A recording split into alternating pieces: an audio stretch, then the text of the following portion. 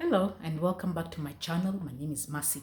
In today's video, I wanted to talk about something that I heard just a few days ago, and I was like, wow, this is so eye-opening, and it's from the book of Genesis. Okay, let me give you a background a bit, and then I will read from the Bible. So in Genesis, we see or we read the story of Abraham. And now Abraham was called by God to leave his country, and then he left with all his possessions, and then he went to the promised land where God was going to give his people. So, but Abraham also had a promise that God was going to give him a child.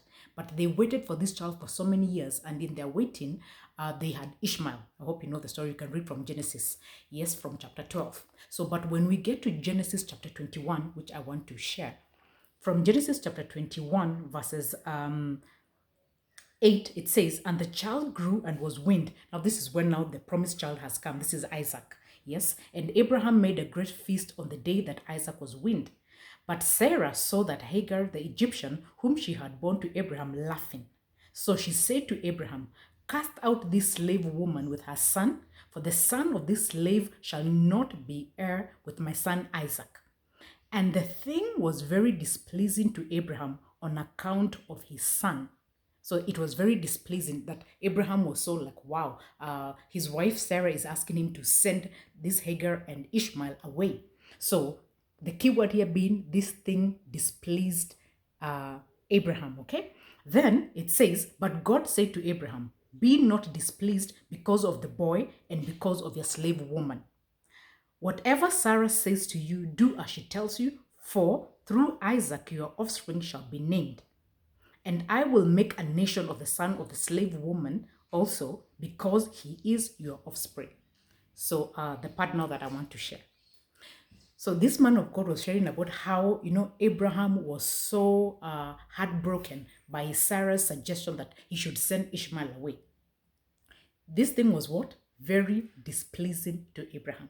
Now, if this thing was very displeasing to Abraham, let's see what he did as he sent them away. So in verse 14, this is chapter 21 of Genesis. So Abraham rose early in the morning and took bread and a skin of water and gave it to Hagar, putting it on her shoulder along with the child, and then he sent her away, and she departed and wandered in the wilderness of Beersheba. Now, here's where the story comes in. Abraham was so displeased. The news was like not making him happy.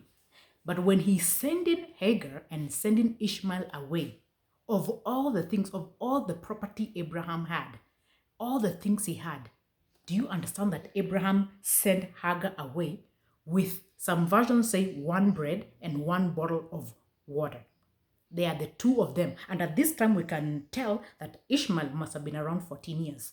And the man of God now was saying, if Abraham really, really loved Ishmael, how would he have sent them and sent them out in the wilderness with only one bottle of water and one bread, one piece of bread? I guess it was one loaf of bread. That's how much he loved them. And then imagine you. Like, I was like, wow, I have never thought of it. Like, how could Abraham have sent them away with just such little stuff? But then the man of God now was trying to explain why Abraham did this. Now, in previous verses, I think there was where God made a covenant with Abraham, and it was like, oh, from now on, everybody will be circumcised. So the issue here, the reason why Abraham sent his son with only one piece of bread and one bottle of water was because Abraham understood the power of covenants. He understood covenants. And so the other thing that is amazing about Abraham knew God. Abraham knew God is the source. So today I want to challenge you. Do you know who your source is? Do you know your source?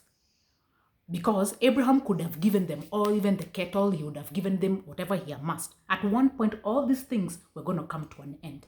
But Abraham knew the best thing he would give his child was to introduce him to the source.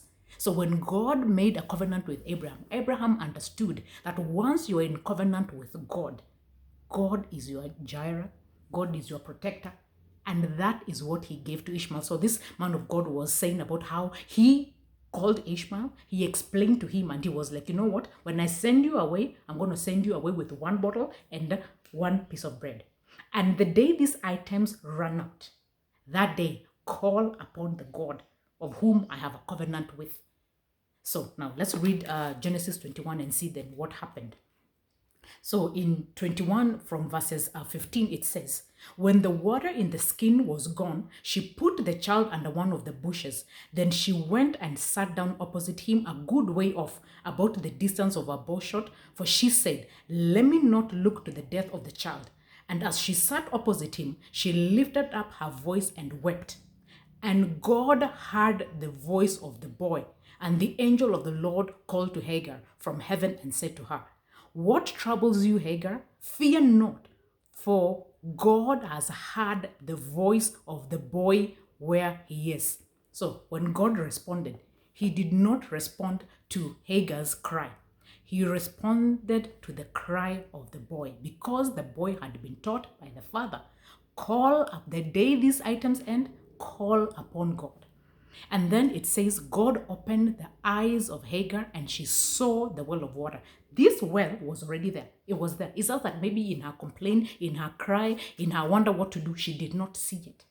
And I just want to encourage us from this story that number one, learn to trust on God. He is God. He is able to do exceedingly and abundantly above all we could ever think or even imagine. Our God is great. Even at a situation whereby you are wondering, God, what do I do? Maybe you've lost a job, you do not know where rent will come in or anything, is learn how to pray. God opened my eyes to see, because even before there is a problem, God already has the solution. The solution is already there, even before the problem arises.